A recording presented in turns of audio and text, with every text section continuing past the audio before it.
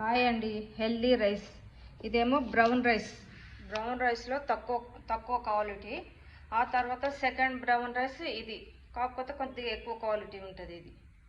ఆ తర్వాత ఇది బ్లాక్ రైస్, హార్ట్కి మంచిది, లివర్కి మంచిది, కంటి చూపు మంచిది.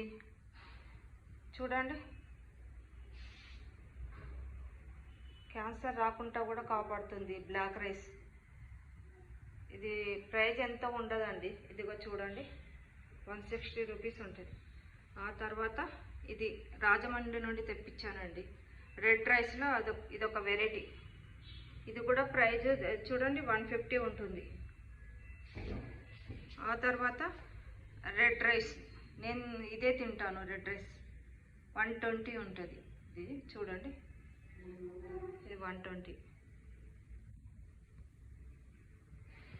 ఆ తర్వాత ఇది చిట్టి ముత్యాలు, బిర్యానీకి కానీ పులావ్ కానీ బాగుంటుంది, టేస్టీగా ఉంటుంది. ఇవన్నీ తింటే హెల్తీగా ఉంటుందండి. మీరు కూడా ఆరోగ్యంగా ఉండాలంటే మంచిగా హెల్తీ ఫుడ్ తినండి. Main red rice, daily red rice తినండి. కాకపోతే 1 వీక్ ఒక్కసారన్నా తినాలి. అది తింటే మీకు హెల్తీగా ఉంటారు, చాలా హెల్తీగా ఉంటారు. చూడండి, ప్రైస్ కూడా అంత లేదు, 170. అంటే మీరు 1 వీక్ ఒక్కసారి తిన్నా కూడా, మీకు 2 తిన్నా కూడా 1 మంత్ వస్తుంది. చాలా హెల్తీగా ఉంటారు, క్యాన్సర్ రాకుండా కూడా కాపాడుతుంది ఈ రైసు.